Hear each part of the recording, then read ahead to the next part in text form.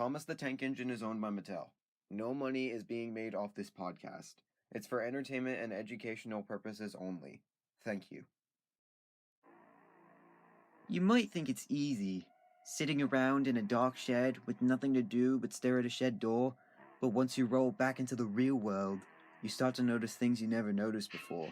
With no one around, it's easy to notice ghosts floating around, and the only one by your side in that moment is Jesus Christ.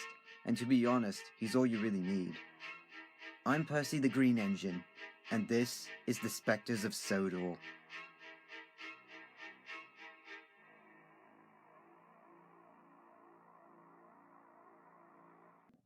It was late in the evening at Tidmouth Sheds, and I was still trying to think of a way to help Nikki. It seemed like every time I came up with a plan, I would find one flaw that would throw the whole plan off. Thomas was feeling a little better after talking with Edward for a while, but he was still a little down.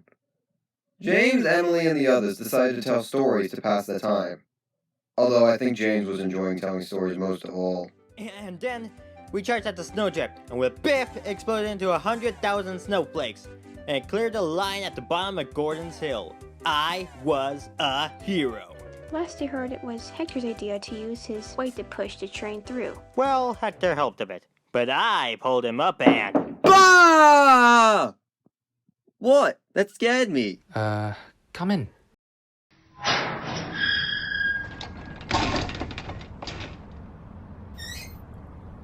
Thomas, Percy, we need to talk. Rosie and Oliver pulled me and Thomas out of our sheds, and we had a small meeting around the turntable, where both of us explained what we had done the previous night. So you two were out late last night because an engine you've never seen before was on the bridge? Yes, sir. She raced across screaming and saying that the bridge was going to collapse. That's what she said when she was coming towards us. Well, the bridge didn't fall. It stayed intact. Even after we pulled the whole train across. Did the engine stop? No? In fact, we were about to crash into her when she just disappeared. If I didn't know any better, I'd say she went right through us. So it appears there's a specter lurking near Maron.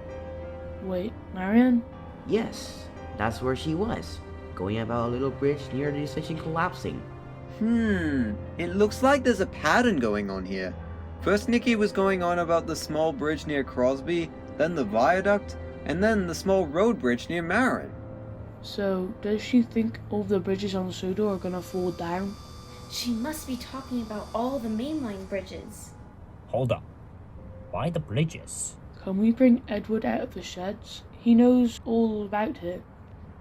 Oliver pulled Edward out of the sheds, and Edward explained to Sir Topham Hatt about Nikki's death. Sir Topham Hatt told us that he had known about Nikki, but had never interacted with her. This was due to the fact that back when the construction of the Northwestern Railway was being commenced, Sir Topham Hatt hired a company at Crovan's Gate to maintain the rails and keep them in good working order. Nikki was this company's private engine, and Nikki was allowed to run on whatever part of the island she pleased as long as the timetables were checked first. She would always maintain the rails and wasn't really allowed to do anything else. After hearing about Nikki's accident on the bridge and that the workmen who built the bridge were lazy and didn't care, the team was fired and was never seen on the island of Sodor again, and Sir Topham Hatt hired a new company to maintain the rails.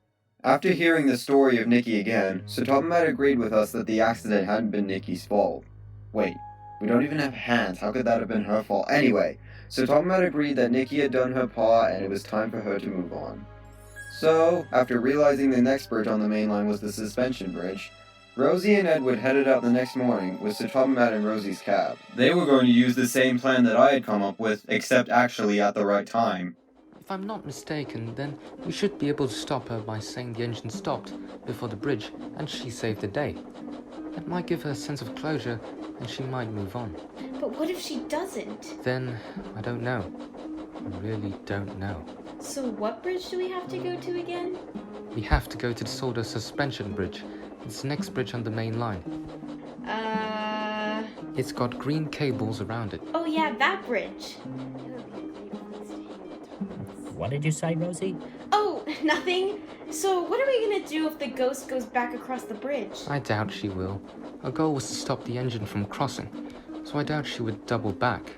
Ah, right. Even though Rosie should have been focused on the line in front of her, according to Edward, she had her head in the clouds all the way to the suspension bridge. And when they got to the suspension bridge, Rosie shunted Edward's tender and Edward onto separate tracks, and then she moved onto a separate track herself, just like me, Thomas, and Toby had done before. Now, all that was left to do was wait. Keep your steam up, Rosie. She might come any second. Maybe we should have invited the others too. Since the coal shipments are not coming due to lockdown, I want to use as little coal and oil as possible. I wouldn't mind pulling all of the engines. Rosie, it's okay if you and Thomas are good friends. Well... Hold that thought. Did you hear that? Yes, that's Nikki's whistle. I think I see her! Here goes nothing. Nikki, stop! You saved the day! Stop! The bridge is going down! Run! It's not working! Which track is she on? Oh, rap! She's on my track! Why couldn't have been Edward's tender?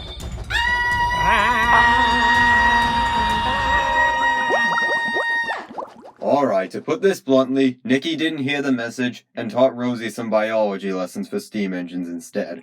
Blah! So that's what it looks like when I bubble my boiler. Why would you open your eyes at her boiler?